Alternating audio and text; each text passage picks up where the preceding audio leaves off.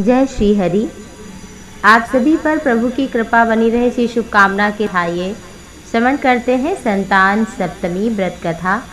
संतान सप्तमी व्रत कथा भाद्रपद शुक्ल पक्ष की सप्तमी तिथि को किया जाता है। इस दिन महिलाएं शिव पार्वती की पूजा करती हैं। इससे घर में सुख संपत्ति बढ़ती है, संतान प्राप्त होती है, संतान की रक्षा होती है।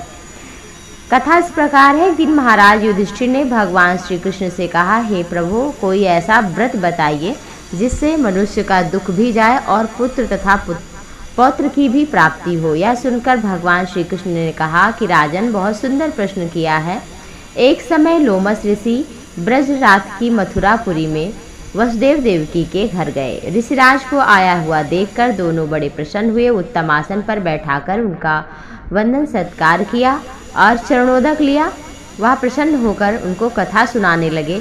लोमस ऋषि ने कहा, हे देवकी, दुष्ट पापाचारी कंस ने तुम्हारे कई पुत्र मार डाले हैं, जिसके कारण तुम्हारा मन बड़ा दुखी है। इसी प्रकार राजा नहुस की पत्नी चंद्रमुखी भी दुखी रहा करती थी, किंतु उसने संतान सप्तमी का व्रत किया, जिसके प्रताप से उन्हें संतान की प्राप्ति हुई। यह सुनकर देवकी ने हाथ जोड़कर मुनि से कहा, हे ऋषिराज, कृपा करके रानी चंद्रमुखी का हमें वृतांत सुनाइए, जिससे हमारा भी दुख छूट जाए। ऋषि ने कहा, देवकी, अयोध्या के राजा नहुस थे। उनकी पत्नी चंद्रमुखी बड़ी सुंदर थी। उनके नगर में विष्णुगुप्त नाम का एक ब्राह्मण था। उनकी पत्नी भद्रमुखी थी, वह भी बहुत सुंदर थी।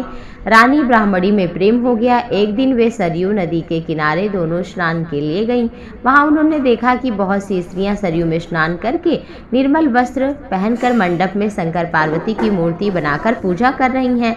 रानी और ब्राह्मणी ने यह देखकर उन स्त्रियों से पूछा कि किस देवता का पूजन है। यह सुनकर कहा, पत्नियों ने ऋषियों वहां पे जो उपस्थित नारियां थी, कहा, संतान सप्तमी का व्रत कर रहे हैं, भगवान शिव की पूजा कर रहे हैं। इस तरह इसी पुनीत व्रत का विधान बता दिया। षोडशोपचार से यह सुनकर रानी और ब्राह्मणी ने भी इस व्रत को करने का मन ही मन संकल्प लिया और घर वापस लौट आई। ब्राह्मणी भद्र तो इस व्रत को नियम पूर्वक करती, किंतु रानी चंद्रमुखी राजमत के कारण ना करने देती किसी को। कुछ समय बाद दोनों मर गई। दूसरे जन्म में रानी बंदरिया और ब्राह्मणी ने मुर्गी की योनि पाई। ब्राह्मणी मुर्गी की योनि में कुछ नहीं भूली और भगवान शंकर तथा पार्वती का ध्यान करती। उधर रानी बंदरिया योनि में सब कुछ भूल गई। थोड़े समय के बाद दोनों ने यहाँ देह त्याग किया। इसका तीसरा जन्म मनुष्य योनि में हुआ। उस ब्राह्मणी ने एक ब्राह्मणी के यहाँ कन्या के रूप में जन्म लिया। उस ब्राह्मण कन्या का नाम भूषण देवी रखा और विवाह गोकुल निवासी अग्निशील ब्राह्मण से कर दिया। भूषण देवी इतनी सुंदर थी कि वह आभूषण रहित होते हुए भी सुंदर लगती थी। कामदेव की पत्नी रति के सम्मुख वो लजाती थी। भूषण देवी के अत्यंत सर्वगुण संपन्न, चंद्रमा के समान धर्मवीर, कर्मनिष्ठ, सुशील स्वभाव वाले 8 पुत्र हुए। यह सब शिव जी के व्रत का पुनीत फल था। दूसरी ओर विमुख रानी के गर्भ से कुछ भी नहीं हुआ, तो वह निसंतान दुखी रहने लगी। रानी ब्राह्मणी में जो पहले जन्म में प्रीति थी, वह भी अब भी थी। रानी वृद्धावस्था को प्राप्त होने लगी थी। तब उसके गूंगा, बहरा, बुद्धिहीन, अल्प आयु वाला पुत्र हुआ। वह 9 वर्ष की आयु में क्षणभंगुर शरीर को छोड़कर चला गया। रानी पुत्र शोक में दुखी होकर व्याकुल होने लगी। दैव योग से भूषण देवी ब्राह्मणी रानी के यहाँ पुत्र को अपने लेकर आई। रानी का हाल सुनकर उसे भी बड़ा दुख हुआ, किंतु इसमें किसी का क्या बस, प्रारब्ध कर्म से ही तो ब्रह्मा ही तो हमें फल देते हैं। रानी कर्मच्युत थी ही, इसी कारण उसे दुख भोगना पड़ा। इधर रानी पंडितानी के इस वैभव और 8 पुत्रों को देखकर ईर्ष्या करने लगी। मन में पाप उत्पन्न हुआ। उस ब्राह्मणी ने रानी का संताप दूर करके निमित्त अपने 8 पुत्रों को रानी के पास छोड़ दिए।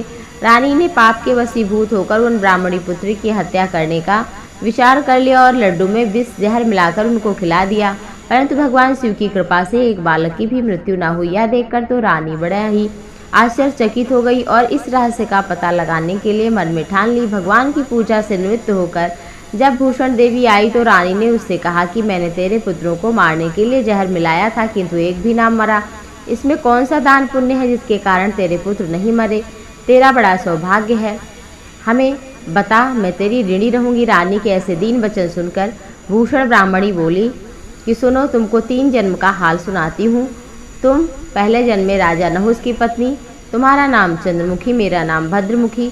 ब्राह्मणी थी तुम, हम अयोध्या में, और ब्राह्मणी थी हम तुम अयोध्या में रहते थे, तुम मेरी बड़ी प्रिय सखी थी। एक दिन हम तुम सरयू में स्नान करने गई, दूसरी स्त्रियों को संतान सप्तमी का उपवास, शिव जी का पूजन अर्चन कर देखकर हमने इस उत्तम व्रत को करने की प्रतिज्ञा की।